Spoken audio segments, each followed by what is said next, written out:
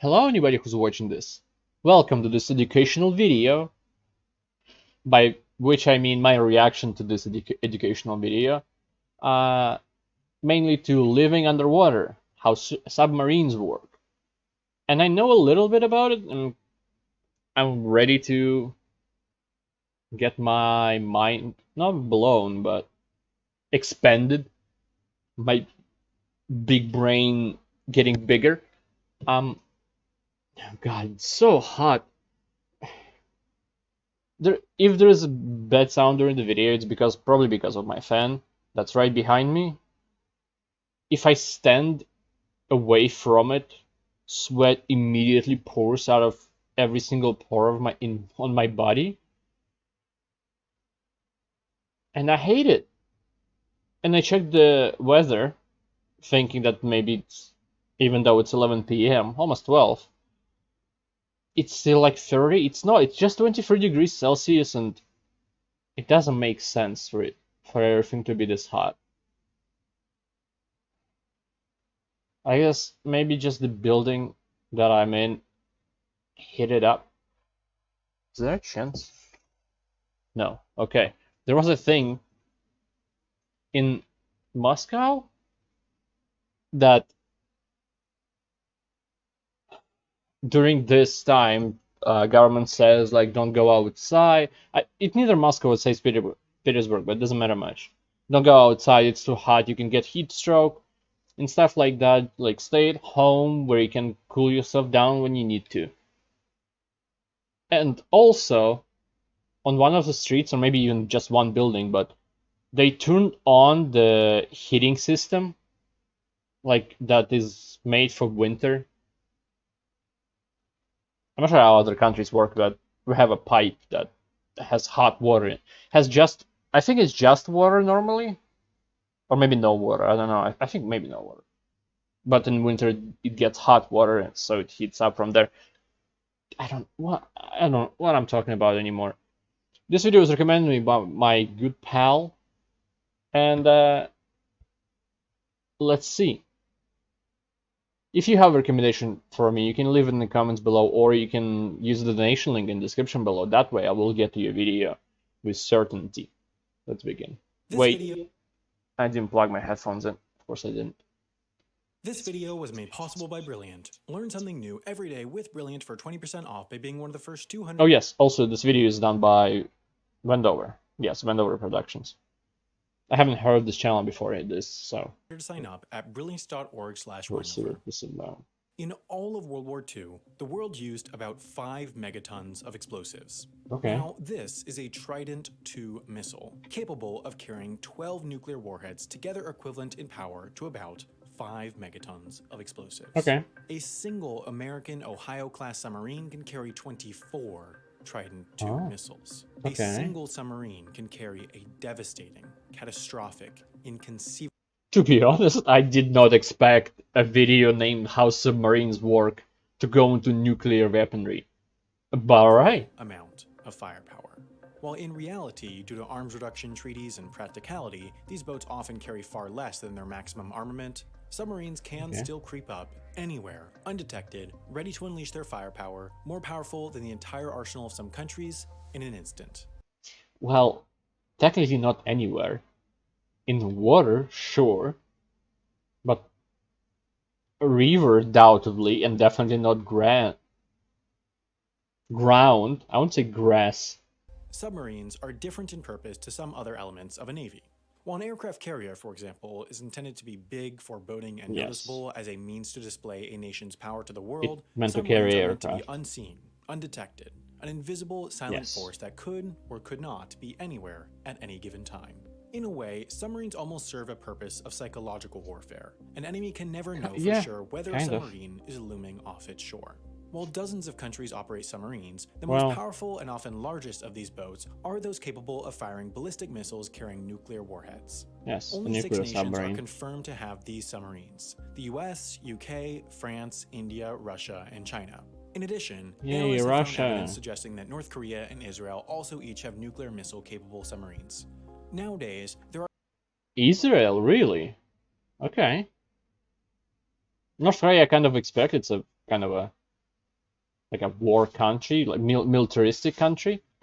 Are essentially two Israel, different types of okay. military submarines with two different missions. I guess The not attack confirmed, submarine, but the more still. common kind, is generally smaller Virginia and, class. in combat, attacks other close-range targets like ships using torpedoes, shorter-range missiles, and other armaments. The other, Okay. often larger type of submarine are those ballistic missile submarines, Higher which class, essentially yeah. serve the purpose of being a mobile, hidden launch platform for nuclear missiles. So I guess it's about The American idea is submarines that, more. as a stealth launch platform, a country's submarines would survive any nuclear first strike and therefore be able to retaliate against an aggressor.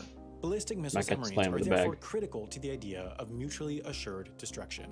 If anyone attacked with nuclear weapons, assuming those attacked had nuclear weapons that would survive a strike and they retaliated, both the attacker and those attacked would be destroyed. Therefore, many consider these nuclear missile-equipped submarines to actually be a form of nuclear deterrence. They say they reduce the likelihood of others using nukes since they assure their subsequent destruction. I can see Considering that I can see that because you don't want multiple countries using, like, you don't want to strike back if you're an attacking country. And of course, nuclear weapons in general are just dangerous not to, like, obviously to humanity and everything where they hit, but also it's dangerous to the planet, and the more released, the more devastating it'll be for countries that are not involved in this shenanigans. submarines might survive when a country and government do not, they therefore need the independent authority to use their missiles. While other operators likely have similar setups, it's known that the UK's 4 ballistic missile submarines each have a letter locked in a safe instructing their commander on what to do if the UK is wiped out by a nuclear strike. These letters are written by each Prime Minister at the beginning of their term and destroyed, unread, at the end. Each PM essentially has to choose which of the 4 potential options they want to instruct their sub-commanders to do. Nothing to place themselves under the command of an ally like the US or Australia, for the commander to use their judgment, or to retaliate and launch nuclear missiles at the attacker. Of course, what gives submarines their stealth is the blanket of water. American Ohio-class submarines are publicly known to be able to go down as deep as 800 feet or 250 meters. In reality, it is believed they can go much further. As soon as they subsurfaces, though, their stealth is lost, especially in today's era of satellite tracking. Therefore, it is important that submarines can stay underwater for long periods so that they can dive underwater on one side of the world and make their way to the other undetected. Of course, almost all of the world's ballistic missile-equipped submarines are nuclear-powered, meaning they have virtually unlimited range. These boats' reactor cores only need to be swapped every few decades. In addition, most submarines have oxygen generators and desalinators, so, like nuclear-powered aircraft carriers, the only thing that really limits how long they can stay deployed is their food supply. How it works on American nuclear subs, which work similarly— I don't know why, but I didn't think about that, about a submarine having a cafeteria. It makes sense, but when I saw it just now, I was like, aha, that's kind of silly. To those of other countries is that each boat has 2 fully staffed crews at any given time, the Blue and Gold crews. The Blue crew will first man the boat while on patrol, which lasts, on average, 77 days. The different submarines' different patrols are scheduled so that there are always submarines deployed. Despite this long patrol period, in the US Navy at least, submarines are actually known to have the best food of any vessel. Some say it's because submarines are small. The chef has nowhere to hide if a meal is bad. It more likely has to do with the fact that submarines get a higher food budget than other vessels. Food is important to morale, especially considering submarine duty is one of the Navy's toughest jobs. Of course, fresh food can only last, at most, 2 weeks, so the meal quality deteriorates as the weeks go by. Eventually, the only ingredients left are canned, dried, or frozen. The sign of food quality deteriorating does mean that the end of patrol is coming, at which time the first crew, the Blue crew, would take the boat back to either its home port or an allied overseas port. The Gold crew will then arrive, and then both crews will work to complete a turnover, restocking, and maintenance period of 25 days. Then, the Blue crew will fly home for vacation and subsequent training before the cycle Gold will do repeats 77 again. days? Most crew members will keep the cycle going for years on end. Submariners even live their days in cycles as well. They work 8 hours on, then have 16 off to train, conduct maintenance, work out, eat, and sleep. Now, to get a sense of the scale of the largest of these submarines, here's a Boeing 747-400, and here's an American Ohio-class submarine. It is almost 2.5 times longer, with a hull circumference far larger than the plane's fuselage. But even this is not the world's largest submarine. That title goes to the slightly longer and far wider Russian Typhoon-class submarine. These are Of course it's fucking Russian. So much money goes into military. So Fuck large off. that their amenities include a sauna and While small people live in pool. poverty. On American and most other submarines, the amenities are more lacking though. It's important that submariners have things to do in their downtime, considering they'll spend 3 months without sunlight in a metal tube, but there just isn't much space. The mess is really the only open space not devoted to work. Submarines tend to have gym equipment, but it's not usually consolidated in one room. More often, it's just spread out in different nooks and crannies. On large Ohio-class submarines, a submariner's tiny bunk is their only true personal space. On smaller submarines, like the American Virginia class, the number of sailors exceeds the number of bunks, so the most junior sailors have to share bunks. While one works, the other sleeps, and vice versa, and there's no true personal space. Compared to many surface Navy ships, which have phones, frequent mail deliveries, and even internet, communication... I get sharing when, I'll go back a bit, but sharing when, like, you can sleep while the other person who you share your bed with working is normal. When he said share, I expected them both to sleep in one bed. That would have been kind of much less comfortable. Many surface Navy ships, which have Comfort is phones, not the frequent first mail thing. deliveries, and even internet, communication to the outside world is limited on submarines. Each submariner is given an email address that their family can send messages to. When the submarine is able to receive communications, all these messages are then sent electronically. On board, the messages are all reviewed by a dedicated crew member. They check through to be sure that no information is being sent that they don't want known by the sailor. For example, they might choose to not pass on information of a family death in order to not affect crew morale. There's no way to get sailors off anyways, so many believe it's better to leave that news for the end of the patrol. How submarines communicate, though, is complicated because they do, of course, spend months underwater. Almost all radio waves can't travel through saltwater, but submarines do need communications to receive orders. Very low-frequency radio waves, though, do penetrate water to an extent. That's why VLF radio forms the core of submarine communication systems. Different navies have large VLF transmitters. For example, the US has ones in Maine, Washington, Hawaii, and elsewhere. India has one on its southern coast. Hawaii is quite a good position for that. These VLF signals are able to penetrate the ocean and be picked up by a submarine as deep as 60 feet or 20 meters. One major disadvantage of VLF, though, is that it is very low bandwidth. It can't even transmit real-time audio signals. The most it can do is about 700 words per minute in text. When deeper, some submarines also have the capability to launch buoys to shallower depths to receive signals. Submarines also typically can't respond with VLF frequencies since they don't have large enough transmitters, so they have to raise to shallower depths so they can have antennas sticking out of the water to respond. It's at this depth that modern submarines will often have quick transmissions with satellites in order to download and upload information. There are a few other techniques used less commonly, some new technologies under development, and some separate systems designed for use when the main systems are compromised. New technologies are kind of always under development, being for military purposes or just for normal ones. But VLF radio forms the bulk of communications with most submarines. But the fact that submarines spend their time underwater in stealth also makes another crucial element difficult: navigation.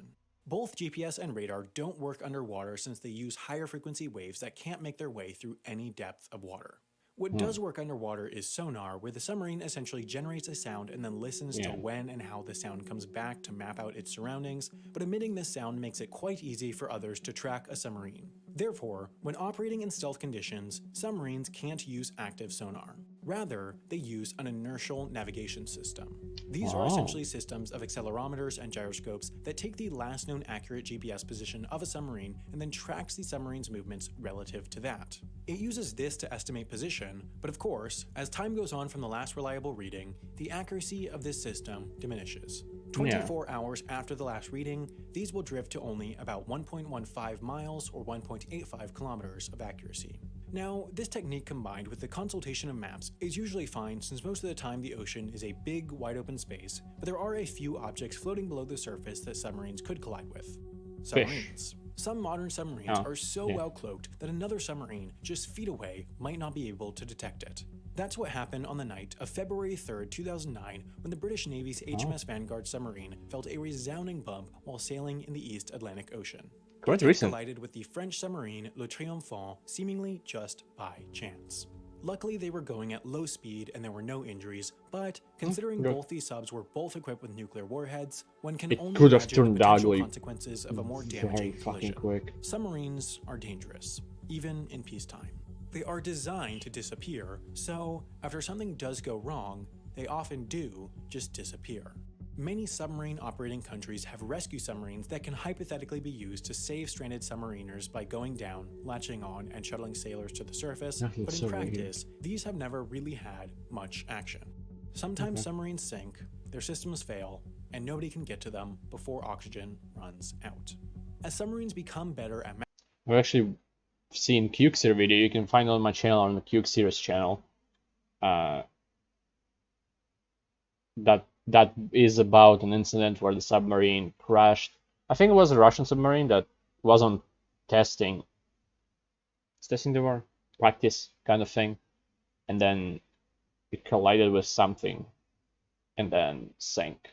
Masking themselves, submarine tracking technology is simultaneously advancing. There's some thought that there will be a time when nothing can hide in the ocean's depths, but until then, submarines are a crucial aspect of any modern navy. Nowadays, just as they were in World War just II, Navy, but even traditional non-ballistic missile submarines and their torpedoes are effective and deadly. One of the best ways to track submarines is also by sonar-equipped submarines, so it's a situation where countries need submarines because others have submarines. That's why there are still hundreds of them somewhere, or rather anywhere, ready to strike at any moment. So, you know those short, free moments during your day when waiting for the bus, or the train, or for an appointment, or a call? It's hard to do anything productive during these times, but Brilliance tackles this in a great way. Every day, their short daily problems give you the context and framework I'm watching his channel, getting my content from his ones, they publish a so I huge will variety watch of as a problems, courtesy. So once you figured one out, if you find it interesting, you can also try their corresponding course. These are great ways to help learn a little more in a little time. To start solving Brilliance daily problems and taking their great courses, go to brilliance.org/window. The first 200 that go to that link will also get 20% off their annual premium subscription, so you can unlock all the problem-solving courses and view every daily problem. I would like a sponsor. Any sponsor, really. No, well, not any sponsor, but sponsor that I believe in. But anyway, this is a good video. I knew about the problems that submarines could have with transmission, with navigation, but I didn't know how quite severe they are. So this is a good video to find that out. What? Whatever. I think I have a heat stroke. But anyway, this is a good video. I recommend it. Well, I guess if you see. What am I trying to say? Anyway, thank you to Vendover Productions for the video. I'll put a like and I'll subscribe. And thank you, anybody who watched this. I appreciate it a lot, and I hope to see you next time. Goodbye. Have a great life, because one of us has to.